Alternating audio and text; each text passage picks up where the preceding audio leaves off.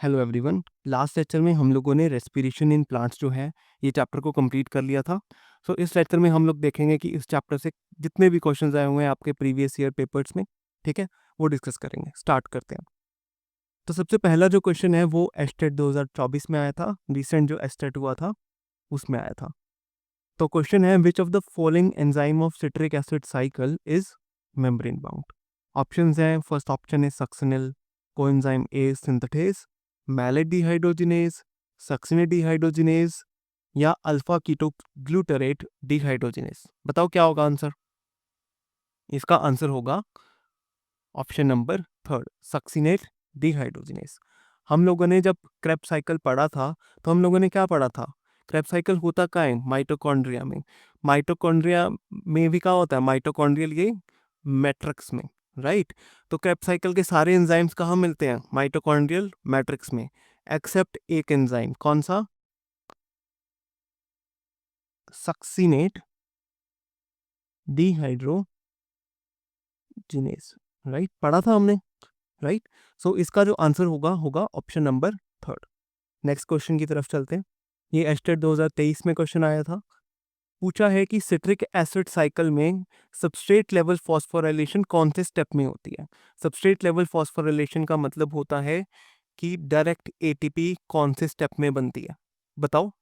जब सक्सिनेट से फ्यूमिनेट बनता है तब बनती है, जब मैलेट से ऑक्सैलो एसिड बनता है तब बनती है, जब सक्सिनल कोएंजाइम ए से सक्सिनेट बनता है तब बनती है, या जब आइसोसिट्रेट से अल्फा कीटोग्लूटारेट बनता है तब बनती है। बताओ बताओ क्या होगा, याद करो। सो इसका जो आंसर होगा it would be option number third. याद करो, क्रेब्स साइकिल में एटीपी कहाँ बनती थी, जब सक्सिनल कोएंजाइम ए से सक्सिनेट बनता था तो अल्टीमेटली क्या बनता था, एक मॉलिक्यूल ऑफ एटीपी। सो इसका ऑप्शन होगा option number third. Next question पे चलते हैं। सो नेक्स्ट क्वेश्चन एस्टेट 2022 में आया था। इसमें अल्टीमेटली पूछा है कि विच of the following is not needed during the formation of acetyl coenzyme A from pyruvic acid. भाई जब पायरुविक एसिड से एसिटाइल कोएंजाइम ए बनता है, ये किस में बनता है, लिंक रिएक्शन। याद आया कुछ, ये बनता है लिंक रिएक्शन में। तो बेसिकली पूछ रहा है कि लिंक रिएक्शन में क्या नहीं चाहिए होता, लिपोइक एसिड नहीं चाहिए होता, थाइमिन पायरोफॉस्फेटेज नहीं चाहिए होता, एकोनिटेज नहीं चाहिए होता, या NAD+ नहीं चाहिए होता। बताओ। हम लोगों ने जब लिंक रिएक्शन पढ़ी थी तो मैंने क्या बताया था कि लिंक रिएक्शन का एंजाइम होता है पायरुवेट डिहाइड्रोजिनेज। इसको काम करने के लिए कुछ कोफैक्टर्स की जरूरत होती है, जैसे कि thiamine pyrophosphatase, lipoic acid, magnesium ion और NAD+, राइट। तो ये सब लिंक रिएक्शन के लिए ज़रूरी होते हैं, मैंने आप लोगों को बताया था। तो इसका आंसर कौन होगा, लिपोइक एसिड भी हमें चाहिए होता है, थाइमिन पायरोफॉस्फेटेज भी चाहिए होता है, NAD+ भी चाहिए होता है, क्या नहीं चाहिए होता, एकोनिटेज।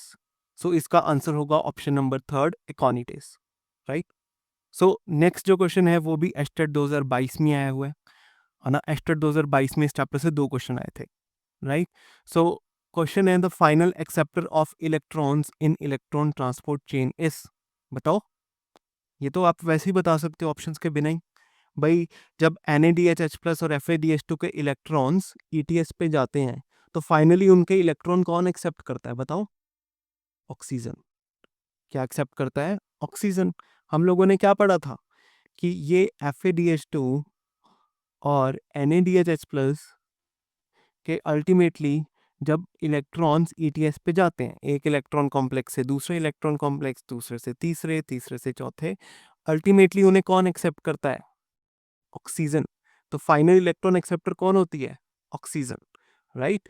सो इस क्वेश्चन का आंसर होगा ऑप्शन नंबर 2, राइट। चलते हैं नेक्स्ट क्वेश्चन पे। ये एस्टेट 2021 का क्वेश्चन है। पूछा हुआ है incorrect statement about Krebs cycle. पहली स्टेटमेंट है कि the cycle starts with condensation of acetyl group with pyruvic acid to yield citric acid.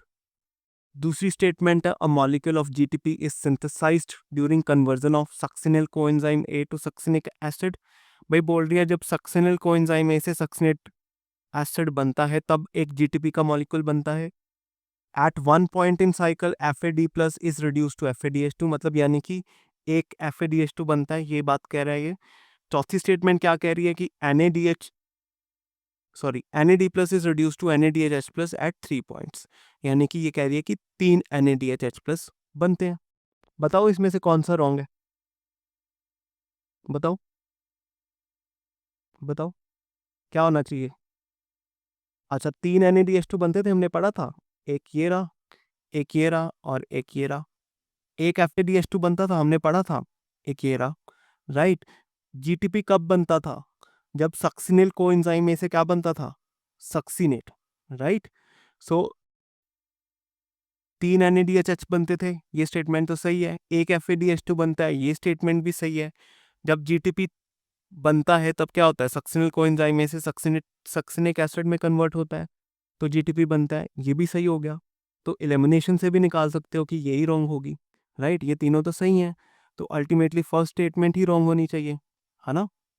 First statement he wrong होनी चाहिए। और फर्स्ट स्टेटमेंट क्यों रॉन्ग है ये भी देख लेते हैं कि क्रेब्स साइकिल स्टार्ट होता है condensation of acetyl group with pyruvic acid to yield citric acid. भाई एसिटिल कोएंजाइम ये कह रहा है कि एसिटिल कोएंजाइम ए जो लिंक रिएक्शन से आता है, अल्टीमेटली वो किसके साथ कंबाइन करता है, पायरुविक एसिड के साथ, और सिट्रिक एसिड बनता है। ये फर्स्ट स्टेप होता है क्रेब्स साइकिल का, ये सही है क्या। एसिटिल कोएंजाइम में पायरुविक एसिड के साथ कंबाइन नहीं करता, ऑक्सैलो एसिटिक एसिड के साथ कंबाइन करता है। ऑक्सैलो एसिटिक एसिड के साथ कंबाइन करके क्या बनाता है, सिट्रिक एसिड, राइट, ना कि पायरुविक एसिड के साथ। तो इस वजह से ये स्टेटमेंट क्या है, रॉन्ग। सो रॉन्ग स्टेटमेंट पूछी थी, सो ऑप्शन नंबर कौन सा आएगा, 1 would be the answer, right. So this were all the questions, right. आप लोगों को कोई भी डाउट हो इस चैप्टर में से या इन क्वेश्चंस में से, please do mention in the comment section. Next lecture में हम कुछ नया चैप्टर स्टार्ट करेंगे। आज के लिए इतना ही, थैंक्स अ लॉट।